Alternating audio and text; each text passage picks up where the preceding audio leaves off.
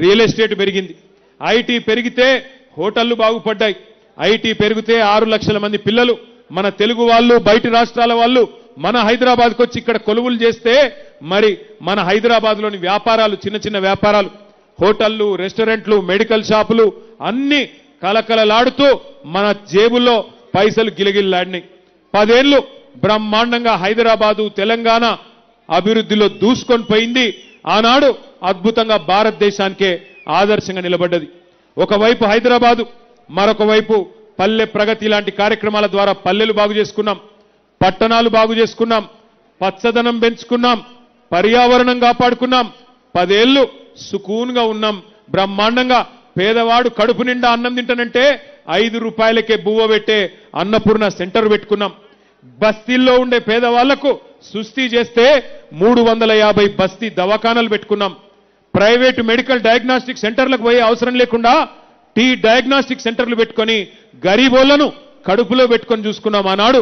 అందుకే ఒకసారి కాదు 2 సార్లు జీహెచ్ఎంసీలో ఇదే వెంగళరావు నగర్ డివిజన్ నుంచి గులాబీ జెండానే గెలిపించినారు మీరు.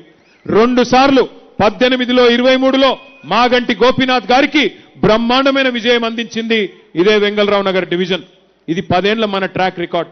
నిన్న నేను ప్రజెంటేషన్ ఇచ్చిన 10 ఏళ్లలో బీఆర్ఎస్ ప్రభుత్వం జూబ్లీహిల్స్ లో ఏం చేసింది అంటే అన్ని కలిపి సంక్షేమము అభివృద్ధి. సంక్షేమం అంటే బతుకమ్మ వస్తే హిందూ ఆడబిడ్డలకు బతుకమ్మ చీర పెట్టుకున్నాం, రంజాన్ వస్తే ముస్లిం ఆడబిడ్డలకు రంజాన్ తోఫా ఇచ్చుకున్నాం, క్రిస్మస్ వస్తే క్రిస్టియన్ ఆడబిడ్డలకు క్రిస్మస్ కుటుంబాలకు క్రైస్తవ కుటుంబాలకు క్రిస్మస్ కానుక ఇచ్చుకున్నాం. అట్లా కడుపులో పెట్టుకొని గరీబులను బ్రహ్మాండంగా చూసుకున్నాం. పెద్దవాళ్ళు పేదవాళ్ళు అనే తేడా లేకుండా హైదరాబాద్ని ఒక ఎకనామిక్ ఇంజన్ గా పెంచుకున్నాం. మరి 2 ఏళ్లైంది కాంగ్రెస్ ప్రభుత్వం వచ్చి. మీరు ఆలోచించాలని చెప్పి నేను కోరుతా ఉన్నా. దయచేసి ఆలోచించండి. 2 ఏళ్ల ఈ కాంగ్రెస్ ప్రభుత్వంలో రేవంత్ రెడ్డి గారు ముఖ్యమంత్రి అయిన తర్వాత ఎవరికైనా మంచి జరిగిందా ఆలోచించండి. ఎన్ని మాటలు చెప్పి అరిచేతిలో వైకుంఠం చూపెట్టి ఎన్ని దొంగ హామీలిచ్చి అడ్డగోలు మాటలు చెప్పి గద్దెకెక్కినరో ఒక్కసారి ఆలోచించండి. ఎన్ని హామీలు, ఎంతమందిని మోసాలు, ఎంతమందిని బుకాయించే ప్రయత్నం చేసినారో ఒక్కసారి వారి మాటల్లోనే మీరు వినండి అని చెప్పి నేను కోరుతా ఉన్నా. రేవంత్ రెడ్డి గారు వీడియో పెట్టమ్మా. ఈ గ్యారెంటీ పత్రం మీకు ఇస్తారు, ఇది దాచి పెట్టండి. పోలింగ్ బూతుల ఓటు వేయడానికి పోయినప్పుడు దీనికి దండం పెట్టండి, పూజ చెయ్యండి. దేవుడా మా కష్టాలు తీరాలి, ఇందిరమ్మ రాజ్యంలో ఈ 6 గ్యారెంటీలు అమలు కావాలి అని మనం దేవుడిని మోర్చుకొని దీనికి పూజ చేసి డిసెంబర్ 9, 2023 ఉదయం 10:30 గంటలకు ఇందిరమ్మ రాజ్యం 6 గ్యారెంటీల మీద తొలి సంతకం పెడుతుంది. 100 రోజుల్లో ఈ పథకాలను అమలు చేస్తా. మీ ఇంటికి తీసుకొని వచ్చి మీ ఇంట్లో వివరాలు రాసుకొని ఈ కార్డు మీ ఇంట్లో ఇచ్చి రావటం జరుగుతుంది. ప్రతి ఇంటికి ప్రతి కాంగ్రెస్ కార్యకర్త వచ్చి ఈ కార్డు ఇస్తాడు. దయచేసి నేను ప్రజలందరికీ విజ్ఞప్తి చేసేది ఏంటంటే ఈ కార్డు చాలా అత్యంత విలువైనది. ఈ గ్యారంటీ కార్డుని అత్యంత భద్రంగా భద్రపరచుకోండి. 3 నెలలు జాగ్రత్తగా దీన్ని కాపాడుకోండి. మా ప్రభుత్వం రాగానే మీరు ఈ గ్యారంటీ కార్డు తీసుకొని రాగానే అందరికీ 100 రోజుల్లో దీన్ని అమలు చేసేటువంటి కార్యక్రమం చేయబోతా ఉన్నాం. విన్నారా ఏం చెప్పిండ్రో? 6 గ్యారంటీలు అని చెప్పిండ్రు. 6 గ్యారంటీలు యాదుకున్నాయా? పెద్ద మనుషులకు ఏం చెప్పిండ్రు? పెద్ద మనుషులకు కేసీఆర్ గారు 2000 పెన్షన్ ఇస్తే నేను 4000 ఇస్తా అని చెప్పిండు. వచ్చిందా 4000 పెన్షను? కొద్ది గట్టిగా చెప్పాలా, వచ్చిందా లేదా? ఆ వెనకాల ఉన్న వాళ్ళు చెప్పట్లేదు. పెన్షన్ వస్తుందా?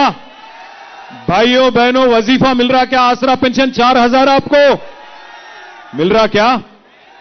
మహిళలకు చెప్పినారు 2,500 ఇస్తా నేను నెలకి. ప్రతి మహిళకి 18 ఏళ్లు నిండిన ఆడబిడ్డకి నెలకు 2,500 ఇస్తా అని చెప్పిండు. వచ్చిందా ఒక్క ఆడబిడ్డ కన్నా? వచ్చిందా? కొద్ది గట్టిగా చెప్పాలా, వచ్చిందా రాలేదా? ఒక్కరికన్నా వచ్చిందా? అత్తకు 4,000 కోడలకు 2,500 అన్నాడా? ఇక 2,500 ఇస్తలేడు కానీ 1,000,000 మందిని కోటీశ్వర్లను చేస్తాడట. 1,000,000 మందిని కోటీశ్వర్లు. ఏది ఆడపిల్లల్ని? ఎవరన్నా ఇక్కడ కోటీశ్వర్లు అయిన వాళ్ళు ఉన్నారా ఆడబిడ్డలు? రేవంత్ రెడ్డి గారి ప్రభుత్వం వచ్చినాక చెల్లె నీకు కోటీశ్వర్లు అయిపోయినవా? అయిపోయిందా? ఇంకొక మాట చెప్పిండు, వికలాంగులుంటే 6,000 రూపాయలు ఇస్తా. కేసీఆర్ గారు 4,000 రూపాయలు పెన్షన్ ఇస్తున్నారు, నేను 6,000 రూపాయలు ఇస్తా. ఇవన్నీ ఇటు సూర్యుడు అటు పొడిచినా నేను 100 రోజుల్లోనే 100 రోజుల్లోనే 6 గ్యారంటీలు అమలు చేస్తా అని చెప్పి ఆ దానవీర శూరకర్ణ సినిమాలో దుర్యోధన లెవెల్లో డైలాగులు కొట్టిండు. పెద్ద పెద్ద డైలాగులు కొట్టి మొత్తానికి ఓట్లు కొల్లగొట్టిండ్రు, అధికారంలోకి వచ్చినారు.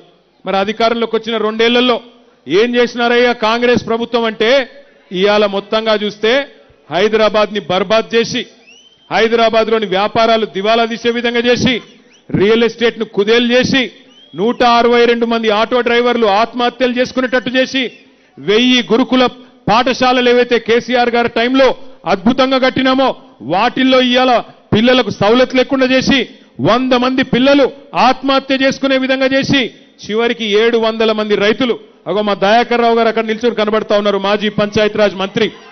మొన్ననే పాలకుర్తిలో రైతులు ఆత్మహత్య చేసుకుంటే దయన్న పోయి వాళ్ళని దగ్గర తీసుకొని భయపడకండి అని ధైర్యం చెప్పి ఇవాళ బీఆర్ఎస్ పార్టీ నాయకులు ఎక్కడికక్కడ తనలాడుతా ఉన్నారు. 700 మంది రైతులు 700 రోజుల్లో రోజుకొకరు చొప్పున కాంగ్రెస్ ప్రభుత్వం వచ్చినాక